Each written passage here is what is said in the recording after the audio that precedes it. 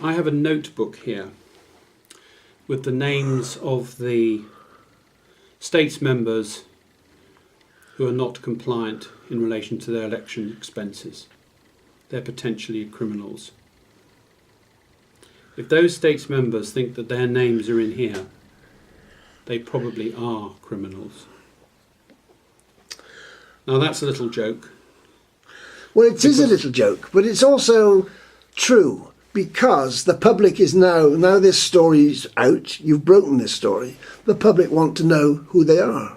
They want the names, the public, and they have a right to know the names. And the names are, well, I'm not going to tell you, because the media should go and find out. The States Assembly itself should go and find out and should publish it, along with all the election returns. And then we can see who has spent what and whether they're compliant. Do we know? One of the things is that the Commonwealth Parliamentary Association final report clearly has not looked at the election expenses returns to see they are compliant. Yet they have a section in here saying how important it is. And they make suggestions for how it should be reformed as well. Quite. And they didn't bother to check. No. They should perhaps be invited back to check. Indeed. That would be a very good idea. Well, you raised the criminality thing, your first word. The AG has said he doesn't want states members to have a criminal record. Well, that's a rather novel approach to criminal law, isn't it? That you absent some people, you give them a get-out-of-jail-card-free card because they're states members. They shan't have a criminal. So where is the rule of law in Jersey? It's an important financial centre which operates on the basis it has a rule of law, that if you put your money here, it's safe and you might get it back because of the robust judicial system. But it seems that the law doesn't apply when it comes to half the states members being potentially criminal. Of course, you've made it a public matter. You've put it into the public domain. The 3 prosecutions that were going to take place would have put it partially in the public domain, but the public and the world wouldn't have known the full extent of it without your intervention. But if this is what happens, even though it's in the public domain, the Attorney General said he's not going to prosecute anybody. What goes on behind closed doors? There's no accountability of the Crown officers. And that historically has been the problem for centuries. That they are a power unto themselves, they're unelected, yet they exercise power. Well, the further extraordinary, it was the Attorney General or the Attorney General's office that wanted this section put in the law. It wasn't enough just to have a fine. He wanted those elected who hadn't made the return to lose their seats. That was the sanction they wanted. Automatic. That's the 2014 law, because there was an earlier set of regulations in 2008 which were clearly more honoured in the breach, to use the Shakespearean term. And the Attorney General of that period clearly assisted PPC to make a new law which was a lot more robust and had these quite draconian, if you like, sanctions, because no one was complying. Everyone who voted for that piece of legislation, including myself, I was a deputy at the time, I spoke at the time on that piece of legislation. But you complied. I did comply. And there were people there in that assembly who voted on it, spoke on it, and didn't comply. Exactly.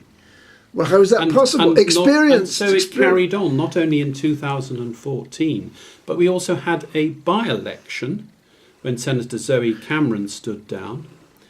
And at that by-election, we had one senator elected. She wasn't compliant. She was not compliant? Did nobody check No. that single person? Nobody checked? Who should have checked? Good question. It shows that the system is deficient. Who's brought these 3 prosecutions? Who's instigated it? Who's decided that those 3, diverse 3 people, 2 elected, 1 not elected, out of all the many, many people who obviously have not have contravened the law, why those 3? Who chose them? Did the Law Officers Department, before they decided to prosecute those 3, not bother to go and check that the other forms were compliant? Did they just rely on an email somewhere internally between the Judicial Grefg and the Law Officers Department? I don't believe it. There's something more going on here. We need to know. There needs to be full transparency. Everything needs to be published. The emails, the documents.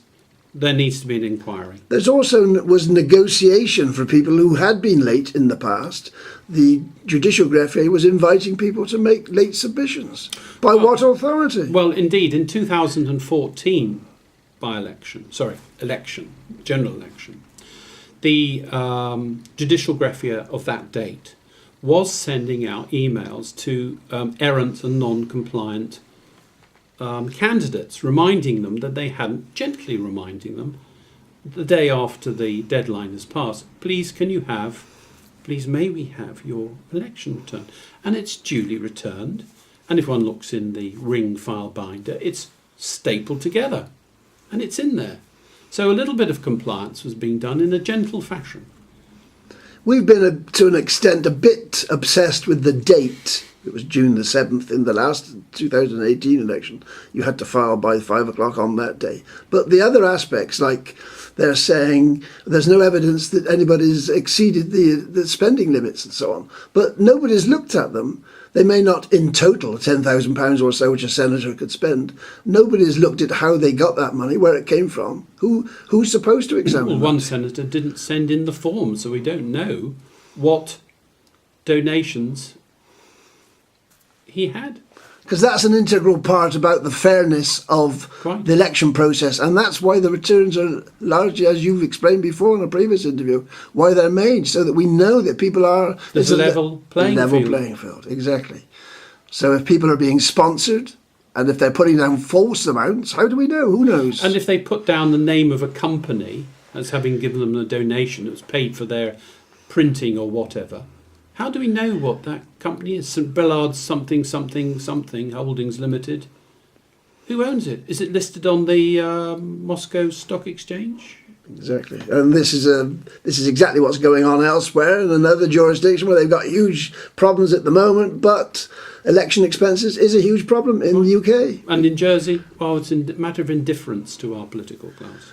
And this has been going on for years and years, Yeah. because if you look back, and you have started to look back through the records, you'll find this is, for years, people haven't been filling out these returns. Let's just take one example, the attitude of Reform Jersey to this issue.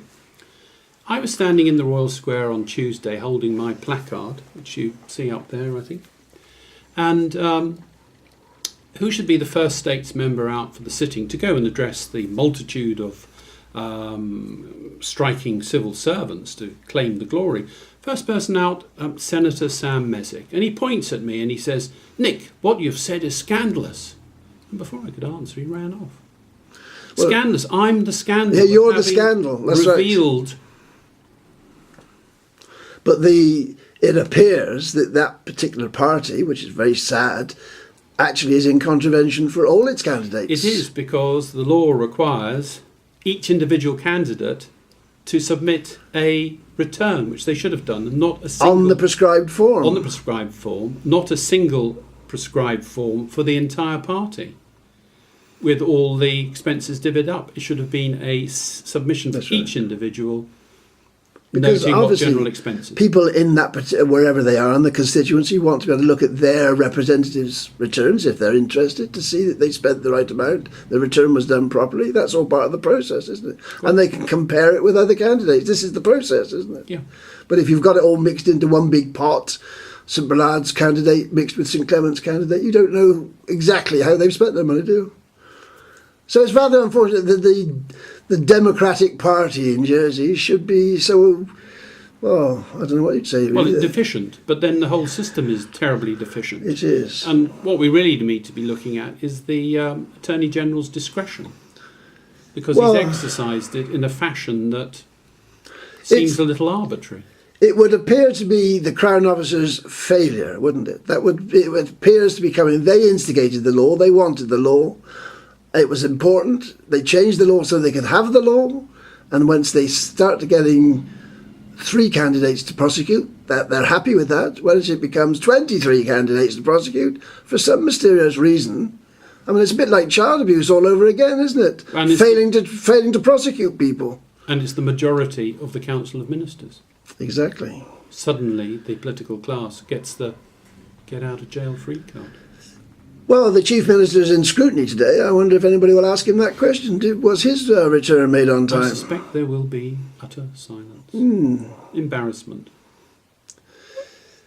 What more are you going to do on it? What can we do on it? I mean, I can blog. The BBC have been remarkably reluctant to mention your name as being the person. I was in the Royal Square on Tuesday. I was trying to get the journalists from Channel Television and BBC Radio Jersey interested in what I was saying. No interest whatsoever. Today, it's news headlines from 6 o'clock in the morning. I've put comments on their website.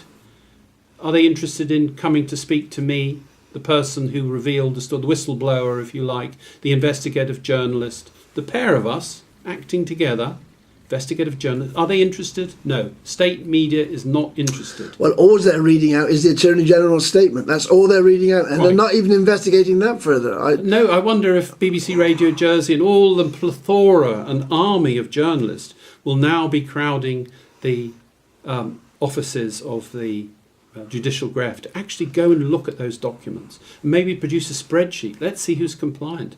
But the state should be doing it itself. It's certainly not our job to do that, because Certainly obviously there not. are elements we can't say. Some people will dispute whether they're guilty. It's not for us to arbitrate I've on got that. the book of names. Here Right. it is. But I'm not going to tell you. Exactly. And if the state's members think they're here, they're guilty. That's right.